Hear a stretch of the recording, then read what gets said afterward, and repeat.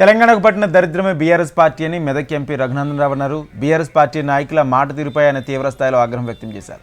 సంగారెడ్డి జిల్లా కేంద్రంలో 23వ రోజు కొనసాగుతున్న సమగ్ర శిక్షా అభియాన్ ఉద్యోగుల సమ్మెకు మెదక్ ఎంపీ రఘునందన్ రావు సంఘీభావం తెలిపారు. చాయ్ తాగే సమయంలో సమగ్ర శిక్షా అభియాన్ ఉద్యోగుల సమస్యలు పరిష్కారం చేస్తామని చెప్పిన రేవంత్ రెడ్డి అధికారంలోకి రాగానే చాయ్ తాగే సమయం దొరకడం లేదా అని సెటైర్ వేశారు. టీపీసీసీ అధ్యక్షునిగా రేవంత్ రెడ్డి సమగ్ర శిక్షా అభియాన్ ఉద్యోగులకు ఇచ్చిన హామీలు వెంటనే అమలు చేయాలని రఘునందన్ రావు డిమాండ్ చేశారు. కేంద్ర ప్రభుత్వం కేసులతో భయపెట్టిస్తుందని వ్యాఖ్యలను కవిత సవరించుకోవాలని ఎంపీ రఘునందన్ రావు సూచించారు. బీఆర్ఎస్ పార్టీ ఆల్రెడీ సచ్చిన పామంటూ రఘునందన్ అన్నారు. తిహార్ జైలు పోయొచ్చిన కవిత మాట తీరు మారలేదన్నారు. ఫార్ములా ఈ కార్ రేస్ కేసులో కేటీఆర్ను భయపెట్టాల్సిన అవసరం బీజేపీకి లేదన్నారు. భారత ప్రభుత్వం ఎవరిని భయపెట్టించేదో ఎవరినో ఇల్లీగల్గా అరెస్ట్ చేసే కార్యక్రమాన్ని కొనసాగించారు. ఇన్వెస్టిగేటింగ్ ఏజెన్సీస్ తప్పు చేసినటువంటి వ్యక్తుల్ని ఏ కలుగులో దాక్కుండా వెలికి తీసుకొస్తాయి, పట్టుకొస్తాయి, జ్యుడిషియల్ కస్టడీకి రిమాండ్కి పంపిస్తాయి. తర్వాత ఏం చేయాలనేది న్యాయస్థానాలు చూస్తాయి.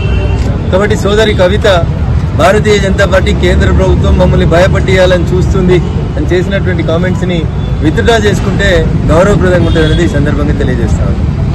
అట్లా భయపట్టించేది ఉంటే కవితను, కేటీఆర్నో, హరీష్నో ఆలోచించాల్సిన అవసరం లేదు. తీసుకుపోతే కేసీఆర్ను కూడా తీసుకుపోయేటోళ్ళం అట్లా భయపట్టించాలని. కాబట్టి తప్పుడు వ్యాఖ్యానాలు వద్దు. చేసిన తప్పుడు పనులకి బరాబరి శిక్ష పడుతుంది. పోలీసు వాళ్ళు కేసు పెడతారు, కోర్టులకు తీసుకుపోతారు. దానికి భారతీయ జనతా పార్టీ ఏమో చేస్తుంది. ఇంతకుముందు కూడా సోదరి కవిత ఇట్లే మాట్లాడేది, మోడీలు, ఈడీలు, బోడీలు అని. టీఆర్ పోయించిన తర్వాతనే అర్థమైందేమో అనుకున్నాం, మనుషులు మారుతారేమో అనుకున్నాం. ఇప్పుడు కూడా మళ్ళీ కేటీఆర్ గారు అట్లే మాట్లాడుతారు, మోడీలకు, బోడీలకు, ఈడీలకు భయపడ్డామని. మోడీ గారికి ఏం సంబంధం?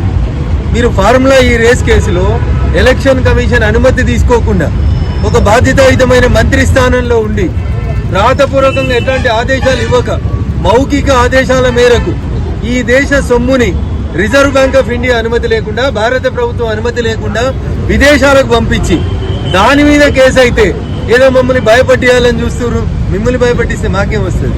ఆల్రెడీ సచ్చిన పాము. మీరు సచ్చిన పాముకి పాలు పోసినా నీళ్లు పోసినా వచ్చేది లేదు, సచ్చేది లేదు. అది ఎట్లా చచ్చింది.